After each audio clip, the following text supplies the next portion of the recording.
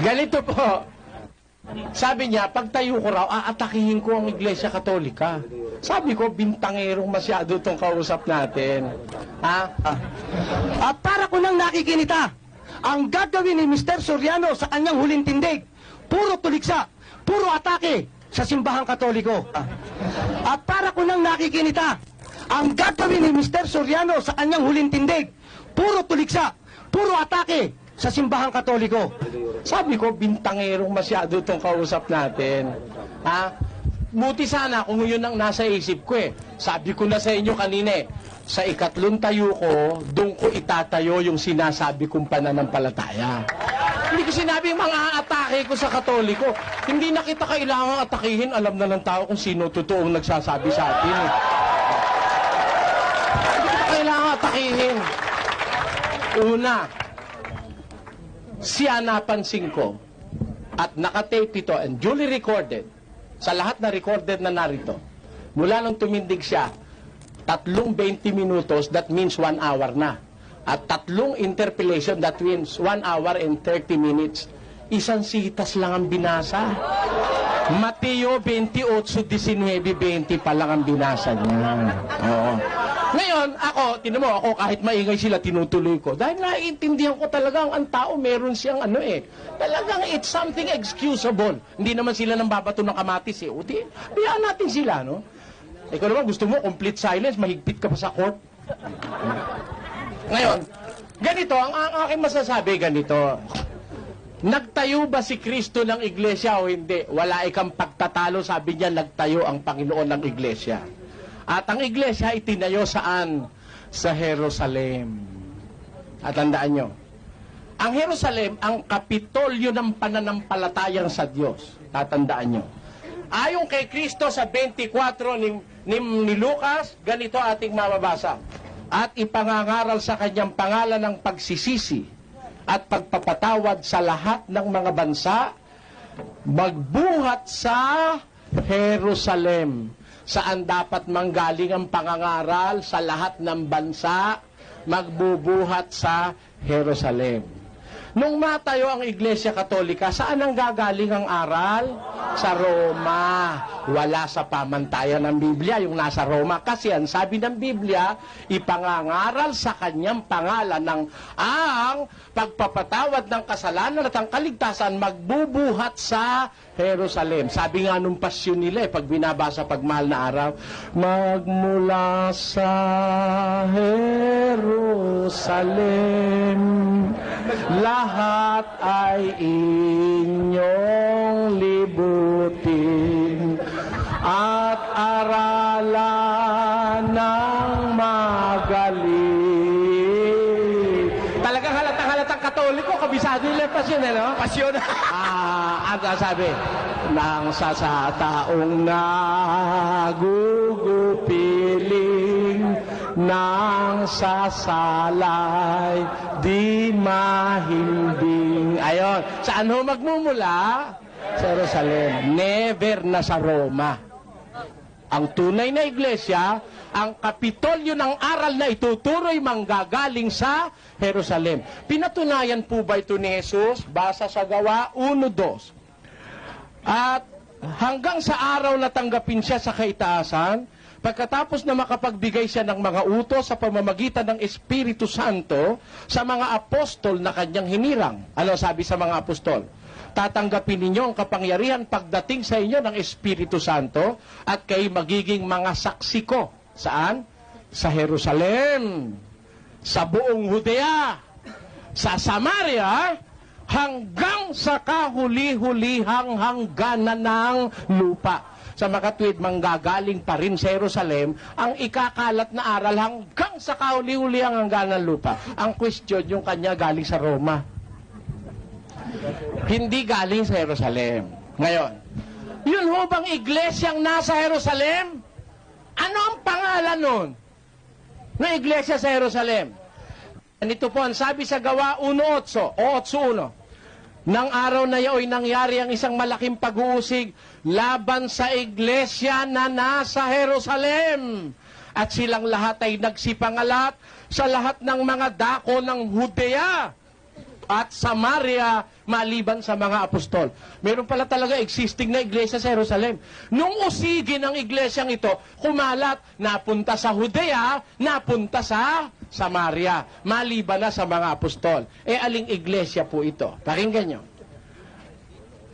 Sapagkat kayo, mga kapatid, ay nagsitulad sa mga iglesia ng Diyos na nasa Judea. Alin ho yung napunta sa Judea?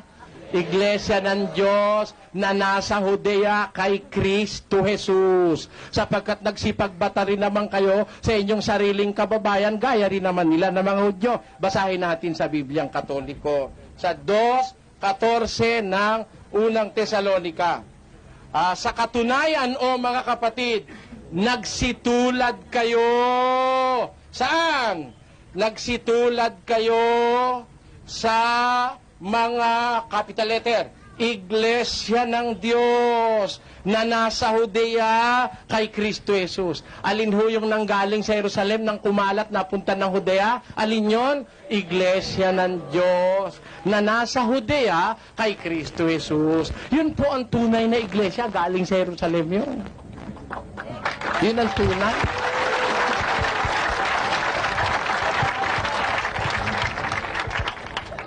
Bakit tayo naniniwalang yun ang tunay? Sapagkat yun ang nabasa hindi sa istorya, kundi sa Biblia.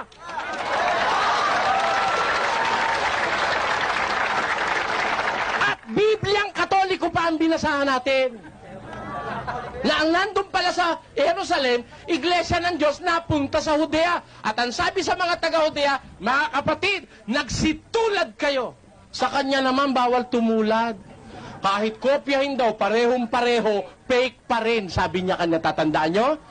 Kahit na parehong-pareho ang gagawin mo na doktrina, kung hindi ka manggagaling doon sa koleyo ng mga apostol, baliwala. Kahit na parehong-pareho ang gagawin mo na doktrina, kung hindi ka manggagaling doon sa koleyo ng mga apostol, baliwala. Hindi pala naintindihan ito yung salitang kopya eh. Biro mo, sa husgado, tinatanggap yung Xerox copy? Siya hindi, peke yun.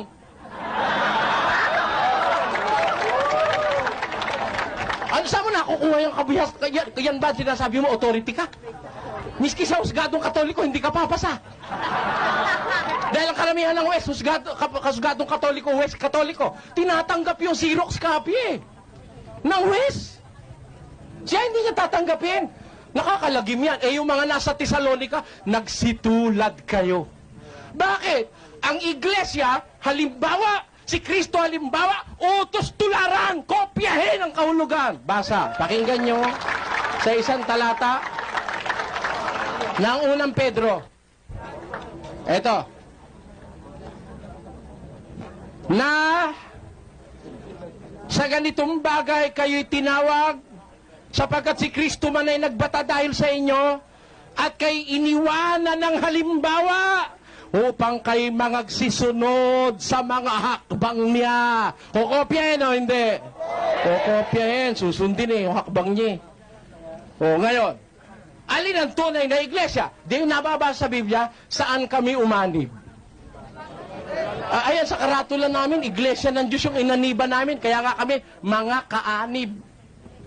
Paano kayo ka naanib, Suryano? Sinaksak mo lang yung sarili mo. De, tanungin natin sa Diyos, paano ba pwedeng umanib, Panginoon, dun sa iglesia mong na sinasabi sa Biblia? Tanungin natin ang Diyos. Sabi niya sa akin, sino nagturo sa'yo? Sabi ko, ang Diyos. Hindi niya naman kinulit yun eh. Alam niya naman kasi pwede magturo ang Diyos kahit di ka nagkikita, no? Sabi ng Diyos, na ang mga hintil, tayo po mga hintil eh. We are not Israelites, therefore we are Gentiles. Ang mga hintil, tagapagmana. Yan. Kasangkap ng katawan. Ano kahulugan ng kasangkap? Tingnan natin sa English. Eto. Tingnan natin kung ano kahulugan nun. For Gentiles are fellow heirs. Tagapagmana. Members of the same body. Ano yung kahulugan ng kasangkap? Members. Pag tinagalog sa Tagalog na kolokyal, ano? Kaanib, kasapi, ayan, kasangkap. Ang sabi rito, na ang mga hentil ay tagapagmana, kasangkap ng katawan. Alin yung katawan? 1:18 ng Kolosas, iglesia yon. Kasangkap ng iglesia o ng katawan at may bahagi sa pangakong na kay Kristo Jesus sa pamamagitan ng Ebanghelyo. Paano tayo maaanib doon? Sa pamamagitan ng Ebanghelyo. Aanin natin ang Ebanghelyo. Aanin natin ang Ebanghelyo. Ha? Papa-interpret natin sa kanila. Aanin natin na may Ebanghelyo, may Biblia. Aanin natin. Sabi ng Diyos, pakinggan nyo. 34:16. Inyong saliksikin sa aklat ng Panginoon at inyong basahin. Aanin natin. Babasa. Ayaw nyo naman na nagbabasa. Ang nangyari, nagbabasa ng talata ng Biblia. Nagbabasan. Ang nangyari, nagbabasa ng talata ng Biblia. Nagbabasa. Inyong saliksikin sa aklat ng Panginoon at inyong basahin. Aanin natin. Babasa. Ayaw nyo naman na nagbabasa. Gusto niya nagkukwentuhan. Oh. Ang sabi ng Biblia, babasahin. Kahit isa sa mga ito hindi magkukulang, hindi mangangailangan ng kanyang kasama sapagkat inyutos ng aking bibig at pinisan sila ng kanyang espiritu. Ano ho ang garansya ng Diyos? Ang aklat ng Panginoon, walang kulang. Sabi niya kanina, meron daw katotohanan hindi nakasulat sa Biblia. Ha? Alin yung katotohanan hindi nakasulat sa Biblia? Lahat ho ng katotohanan ng ikaliligtas ng tao nakasulat sa Biblia. Titindigan ko yan. Lahat ng katotohanan ng ikaliligtas ng tao nakasulat sa Biblia. Alin ho ang tunay na iglesia sa Biblia? Iglesia ng Diyos. Paano ka maaanib? E di yung Ebanghelyo, sasampalatayanan mo, babasahin, tuturo, sasampalatayanan mo, susundin mo. At yun, tatanggapin ka ng Diyos. Sa kanila naman, di pa sapat yung kailangan pumasok pa sa College of the Apostles. Wala naman siya maipakita sa Biblia ang College of the Apostles. At kung ano enrollment fee ron. Kahit na parehong-pareho ang gagawin mo na doktrina, kung hindi ka manggagaling doon sa koleyo ng mga apostol, baliwala.